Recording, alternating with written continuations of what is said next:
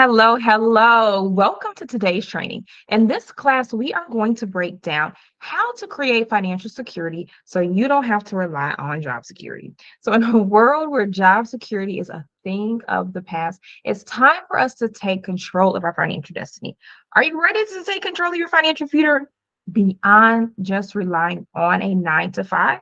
If so, let's get started. Make sure that you have a pen and a piece of paper because we are going to go in. These are going to be brief, but these are going to be effective tips and strategies that you can implement today to start creating financial security. So, I am Tiffany, money and mindset coach, helping ambitious women develop their confidence with money to leverage their job to create financial security. I'm a licensed coach, and I have to say this because in this world where people are make believe coaches and specialists all of a sudden and online experts, I've been in this thing for a while. You can look me up on the FINRA website. I've been in the financial industry for over a decade, working with investment banks, business banking, high net worth individuals. But I found that my true passion lies in helping everyday women to learn how to use money as the fuel to live their best life. So if you are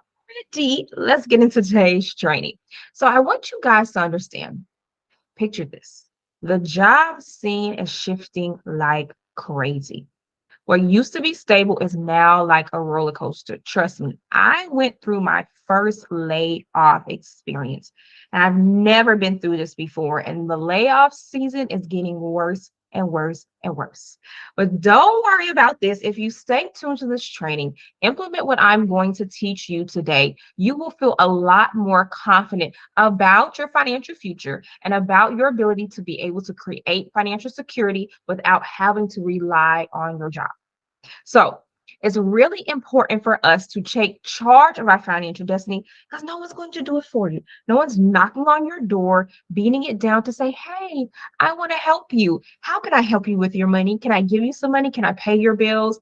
That is not happening. So, in order for you to survive and thrive out here, you have to take the reins.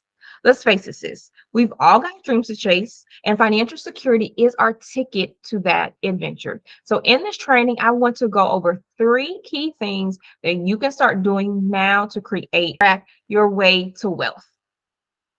Okay. So, point number one, you need to clean up your credit. There is power in having a W 2, good credit, and good stable cash flow. If you work with me, I will show you how we're going to use it to fast track your way to wealth. So if you want to fast track your way to financial security, then we need to get your credit intact. At a minimum, you want to aim for a 650 credit score. Why? Most times when you're going out and you're getting funding, typically lenders look at that 650 mark as like you have more options. Now, typically the bare minimum to just be able to be lendable is a 580, but that's going to put you into limited options. But just to make it so that you have better opportunities, most lenders will allow you to take money and you look like a fair risk at the 650 mark. But we don't want to aim for the minimum. So we want to focus on having a credit score of 740 and up. So here's a few things that you can do to get yourself to a 740 if you are not there yet. So the first thing, and this area is always overlooked, clean up your personal information. I don't know how many times if I'm looking at a client's credit report, there is so much outdated personal information that's on that credit report, from names that are incorrect, from old addresses, old employers. You want to get all of that cleaned up. The only thing that should be in your personal information is the correct spelling of your name. So only one name, and maybe two if you use your middle name. So it can either be your first name and last name or first name, middle initial, last name. Okay. Next, you only want to have your current address. The only information for your address that is correct is the place where you can currently get mail. Anything that is past date and you don't live there anymore is outdated, inaccurate information, and it needs to be removed off of your credit. You can tell the creditors just that. The other thing is your old employment history. Some of y'all done had a lot of jobs, okay? And y'all got job after job after job after job after job. When you have all this messy personal information that's on your credit report, if you look a little unstable, and creditors take everything into consideration when they are deciding to give you money, you don't want to give them any reason to deny you, especially in the current market that we're in, where a lot of lenders are tightening up their ranks. Okay. Next, you want to make sure that you have a good credit mix. Lenders want to see if you know how to use credit effectively. And you showcase that by using different types of credit. So that could be credit cards, which are considered as revolving lines of credit, store credit cards, loans like personal loans, auto loans, and or a mortgage. All right. Having a mix of these shows that you know how to balance your credit. The next thing is keep a small balance on some of your credit cards. Now, I know a lot of people who are experts in the credit space like to talk about paying off all of your credits. And sometimes, depending on what phase you're in and what you need to do, hint, hint, clue, clue, because all strategies aren't applicable to you depending on what phase that you're in on your financial journey. So, depending on where you are, you may need to pay your balances to zero. And what does that look? If you are in the market for a mortgage or getting funding for like a big purchase where you need to have your debt to income ratio low, that is one of those times where you really do want to pay your balances off. Otherwise, aim to keep your utilization between 5 to 10%. You don't want to just have credit that you have and you're not using it. There has been plenty of times where creditors will take your credit limit back if you're not using it. The play here is using it, but using it effectively. Creditors want to see you like manage this process. Everyone thinks, oh, I just have access to this credit and it's just sitting there until they decided to snatch it back. Okay. So this is how you want to do this. You want to run that card up a few times a year. Yes, baby. Go max that joint out. Max it off and run it close to its limit. And why do you want to do this? It's important to do this because you want to show lenders that you know how to manage your credit. You want to run that card up, but pay it off. So if they can see that, okay, you're getting close to your limit or at your limit, but you have the ability to pay it off in full. Okay. So she knows how to manage this amount wisely. So let me give her more. She has enough cash flow where she can pay this off in full. So I can give her more money. So let me do that. But if you're only using a little bit or the bare minimum, why are they incentivized to give you more? They're likely not. Creditors aren't just looking to give you these big, huge credit lines all willy nilly if you're not going to use them. So use it, use it, use it. Because the name of the game here is we want to get the highest limits that we can as fast as we can so we can leverage that money. Okay. Point number two. You sneeze, boy. You sneeze. Now I got to cut that part out.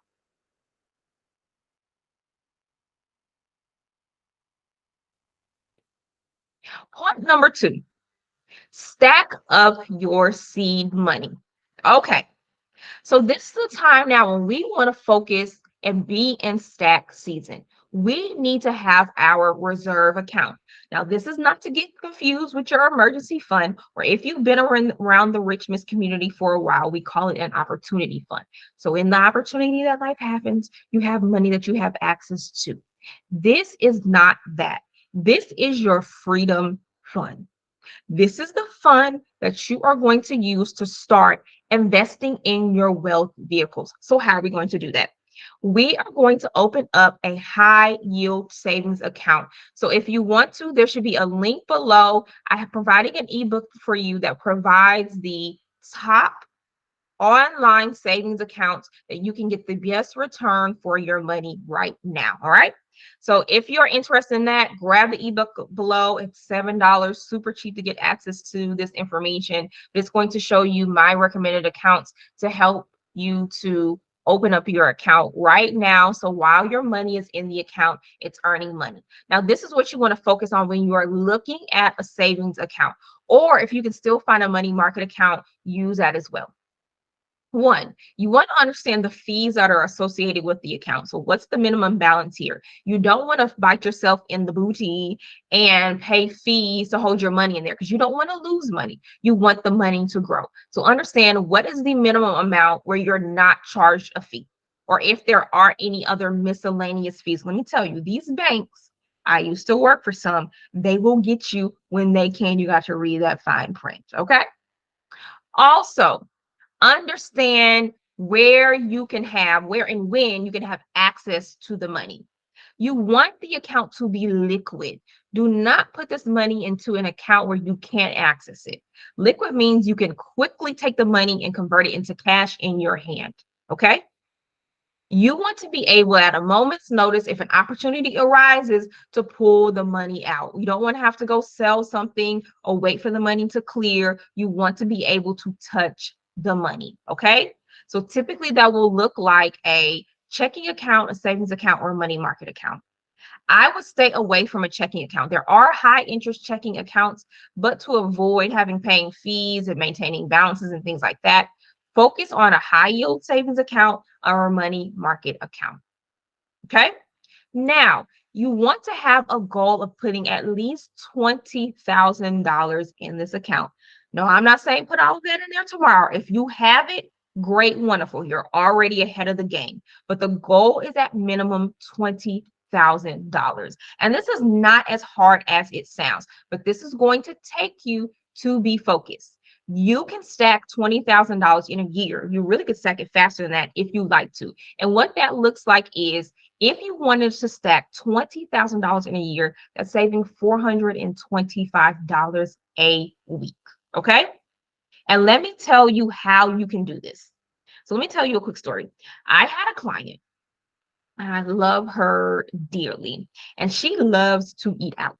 And she was like, man, I really want to have more money to invest in my business. I really want to start running ads, but my funds are tight. So we went through one of my exercises called Find the Money.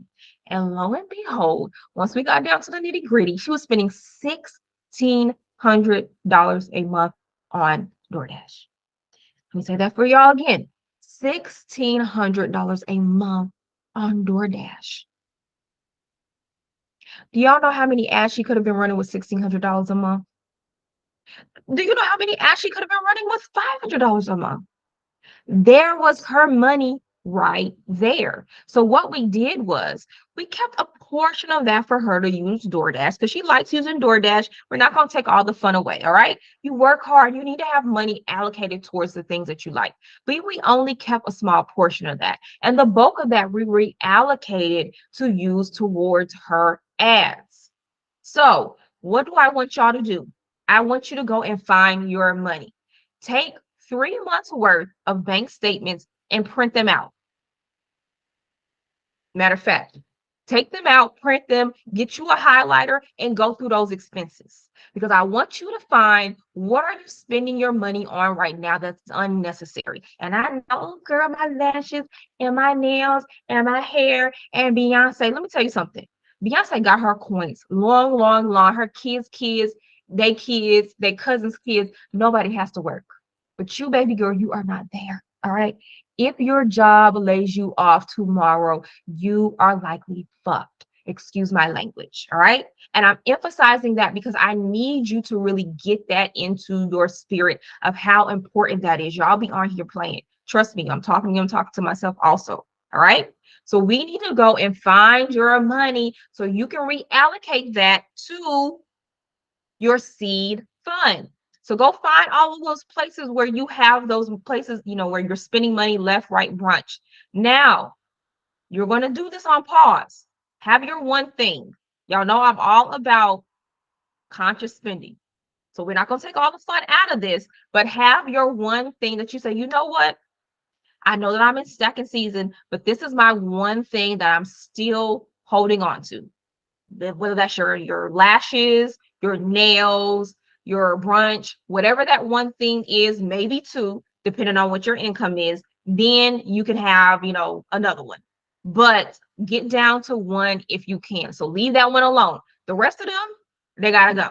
All right. This is on pause. Later on, when you have your assets and they're making money, then you can get all the expenses that you want to. But right now, we are in stack season. Okay. Why is this important? When you are going to get money, you need to have reserves. Reserves are important for a multitude of reasons. One, you need to understand when you do your debt repayment plan, you need to have some money put to the side to cover those payments until your investment starts making returns. Okay. You don't want to go into this process losing money. This is all about being strategic. Also, depending on what type of money that you're going to receive, you might have to put a down payment or you might need to have some type of skin in the game. Also, some of these lenders want to make sure that you have some type of liquidity. They don't want to give you money and you have no other cash reserves. Again, if something happens and they need their money back, they want to understand that you have other ways that you can repay them. So the name of the game here is making the best case scenario for you, for these lenders to have no reason to deny you. Also, if there's an opportunity that pops up and you need cash, you have access to that. So say, for example, if a property pops up, it's $10,000, boom, you have the money in the bank. So you have to make yourself ready to be open to all types of opportunities. Okay. All right. And point number 3, and this is where we get down to the sauce. You need to create a leverage strategy. Now, this can get a little complicated, so just flow with me here. So, first of all, what is leverage? Leverage is using borrowed money to increase a return on investment. Let me tell y'all something. One of the best things that I ever learned when I was working in banking was leverage. Let me tell y'all. When I first started in banking, I was doing investment banking. And at that time, I was doing underwriting. So essentially, I was giving money out, millions and millions and millions and millions and millions of dollars. And what did these big companies do that already had money? They were taking our money at the bank and going and making more money. So why wouldn't you do the same thing? Instead of using your own money, which is limited, go and use other people's money. There's all kind of money out here that's available for you to go out and use. So why not do it? People have given you the play. Follow the successful people and do what they do. Why are you trying to do the opposite? Why are you trying to do what folks who are where you don't want to be? Why are you trying to do what they do? Okay. Think smart, not hard. All right. So what are we going to do here? We want to create our plan of where are we going to get our money? Because once we clean up our credit, once we start stacking up our money, and listen, you don't have to wait until you get the $20,000 to go out and start getting your funding. All right. I want to make sure that that is clear so that we're not confused. Now, this can be done simultaneously. All right. Because you want to make sure that you are prepared. And I know for some of you, it may take a while for you to get to that $20,000. But if you don't have that $20,000 yet, maybe you just have 10, but you do have another 20,000 in funds that you have gathered from loans or credit cards, then you are adding to your pot. All right. Okay. So you're going to create your plan on where you're going to get the money. So what options does that look like? High limit credit cards. Again, we're cleaning up our credit so that we can get the max for our money. Okay. Loans. Now, the thing about loans is if you're going to get a personal loan or a business loan or some type of private loan, you need to be mindful of the repayment terms. Again, that's why the reserves are important. You want to understand how quickly do I have to repay this money? When is my first payment due? And when is all of my money due? Because this is what you have to be careful about. You need to understand whatever you're going to invest your money in, It is going to take you a certain amount of time to have a return on that investment to start paying that debt. So you need to understand about how long is that going to take so you understand how much money you're going to have to come out of pocket to pay this debt if that is necessary. Okay. Also, pooling funds. You guys, we underestimate the power of group, of support. Again, you may not have your $20,000 right now, but if you have five, your boo has five, your business bestie has five, one of your homegirls that you trust and who is savvy has five, now you have $20,000 collectively. We have to start getting back to group economics, finding ways to come together as a team and doing it structured and doing it in a way where ain't no BS gonna happen so that we can get to our goals faster. Stop thinking that you have to navigate this journey alone. Okay. Next, silent investors. Who do you know who have money, but they don't have the time, or maybe they haven't thought of the thing that they want to invest in?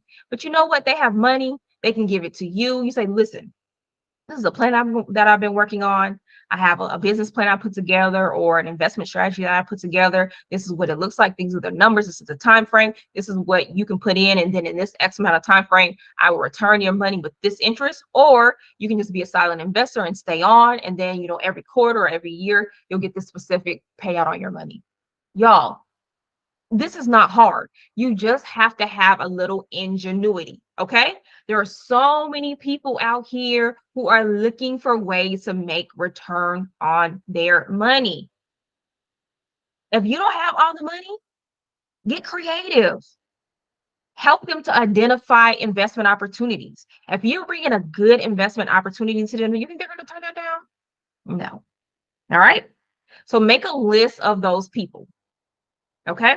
So you want to look at having credit cards, using loans, using pooled funds, and using silent investors. And then the last part of this is you need to map out your repayment strategy, because this is a part of this process where you can get yourself messed up if you do not do this part correctly. Okay. Do not get yourself into a situation to where you are using others' fund and you do not have a clear strategy on how you are going to get this money back. This is a great play, but it's only a great play if you are going to be wise about the play. Okay. So you want to map out what your investment is, how long it's going to take to start generating a return, how you're going to pay it, and in which order you are going to repay that money. And that's going to be dependent upon the terms of the money. Okay. So again, get creative and make sure that you're using a different mix so that you're not putting yourself into a situation where everything may be due early. You want to use things that are flexible, like credit cards, like the pooled funds, like the silent investors. Okay. Typically, the loans are going to be the most restrictive on their repayment terms because typically those are set. And most loans give you 45 to 60 days before you make your first payment. In the world where things were a little bit looser, there are some loans where like you don't have to pay for 90 days. Shoot, even some were 120 days. But those days are fewer and far behind us. All right. So make sure that you map that out well. Okay. So that's it. Let me go over that again so that you understand how you are going to start creating financial security right now so you don't have to rely on job security. So first, you want to clean up your credit. Again, aim to get to 740. All right. Next, you want to stack up your seed money. So the goal here is $20,000. Next, you want to create your leverage strategy. All right. That's it, y'all. Very simple, very easy play to do. But again, you have to actually do the work. Don't just sit here and take up this 30 minutes of your time and don't actually go out and execute on this. All right. I want you guys to be executors, commit to the process and commit to completion. So, this is only a portion of the process. All right. This is going to get you started. But if you are really someone who's like, listen, Tiffany, I need financial security. You only have your job as a source of income. You may have limited assets or you may not have any at all. And you want to make sure that you are protected and your money is growing so that you can stop working so hard. Then I want to speak with you. We help our clients stop taking the slow path to wealth and learn how to leverage their job and other people's money to exponentially decrease the time it takes to get to financial freedom. So, if you click on the link below, you can book an appointment with us and we will go over and assess where you are, versus your goals, and see if we are a right fit for one another. All right. Because sometimes you meet people, you don't gel. The energies may not gel. I may not be providing what you're looking for, and that's okay. I have great friends across the financial industry. So if I can refer you to someone who may be a better fit for you, then I will be so happy to do that. I appreciate you. And I appreciate the opportunity to be able to help you on your path to create financial security. So hit the link in the box below, book your spot, and I appreciate you. And I'm so excited for you for taking the time to invest in yourself, showing up today and committing to watching this training in its entirely, taking the notes and executing on this. You have proven that you are on your path to create financial freedom. I'm super excited for the opportunity to work with you. Have a good one.